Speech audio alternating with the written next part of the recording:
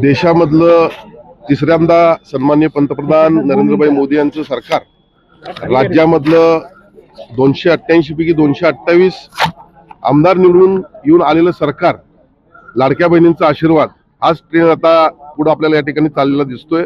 आणि मला खात्री आहे की 81 पैकी 65च्या वरती जागा या ठिकाणी महायुतीला मिळतील आणि या कोल्हापूर महापालिकेमध्ये सत्तांतरण होऊन मतदारांनी विकासाच्या बाजूने कौल दिलेला असं मला वाटतंय.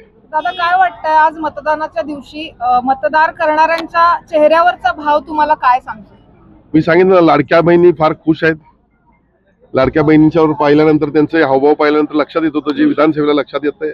आणि खऱ्या अर्थानं जर आपण पाहिलं तर गेल्या 5 वर्षामध्ये महायुतीच्या माध्यमातून कोल्हापूर शहरामध्ये विकासाचं वारं वाहतंय आणि हे मतदारांनी मान्य केलेलं आहे. निवडणुकांमध्ये अंतिम टप्प्यामध्ये विरोधकांच्याकडून अगदी विधानसभेला देखील AIचे जे काही टेक्निक आहे त्या माध्यमातून अनेक आरोप केले जातात. यावेळेला देखील केले गेले, पण मतदारांनी ते झिडकारलेले आहेत आणि निश्चितपणे कौल महायुतीचा असेल असं मला वाटतं. काँग्रेसच भारी असा एक टॅगलाईन त्या ठिकाणी होती. आज 15 जानेवारी काँग्रेसच भारी अशी टॅगलाईन होती आणि त्या टॅगलाईनच्या माध्यमातून या ठिकाणी आपला झेंडा फडकेल असा विश्वास सतीश पाटलांनी व्यक्त केला. 1947 साली देशाला स्वातंत्र्य मिळालं आणि 2014 पर्यंत गरिबी हटाव ही देखील त्यांची टॅगलाईन होती. गरिबी कधी हटवली नाही आणि त्यामुळे आता त्यांच्यावर लोकांचा विश्वास राहिलेला नाही आहे. कोल्हापूरसह राज्यामध्ये 29 महानगरपालिकांमध्ये महायुती भारी असं आपल्याला दिसेल.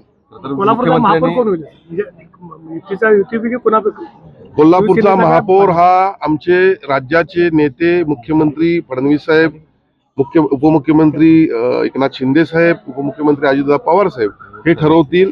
मी पहिल्यांदाच आठवते का बघा, आपल्याला सांगितलं होतं एक पाऊल पुढं एक पाऊल पाठीमागे करून महायुती अस्तित्वात आणणारच आणि त्यामध्ये माझी अत्यंत महत्वाची भूमिका होती. महायुतीमध्ये कधी एकत्रित असताना थोडंफार नुकसान होत असतं, थोडंफार फायदा होत असतो, पण मी महायुती घडावी यासाठी अत्यंत मनापासून प्रयत्न केला आणि ती महायुती झाली.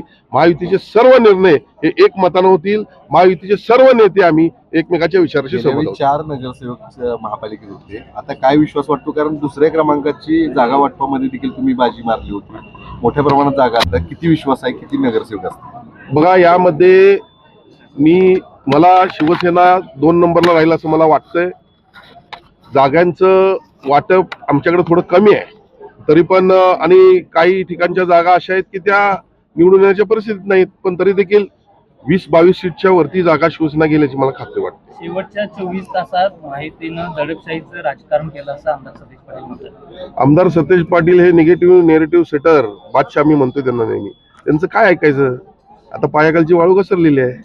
अनेक निष्ठावंतांना शिवसेनेनं उमेदवारी डावली, ते याच्यात बंडखोरी करून उभं राहील, दुसऱ्या पक्षात उभं राहील.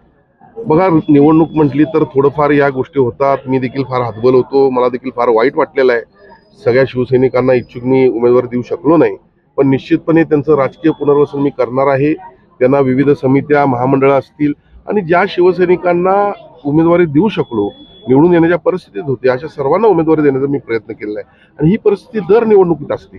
2010ला देखील असंच होतं, 2015ला देखील असंच होतं. म्हणून शिवसैनिकांना मला कोणी सोडलं नाही, पदाधिकाऱ्यांनी माझी साथ आजपर्यंत कोणी सोडली नाही, कारण त्यांनाही सत्य परिस्थिती माहिती आहे.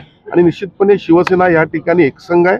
पुढच्या काळामध्ये ते आपल्याला दिसेल. चिरंजीव ऋतुराज क्षीरसागर देखील रणांगणामध्ये आहेत.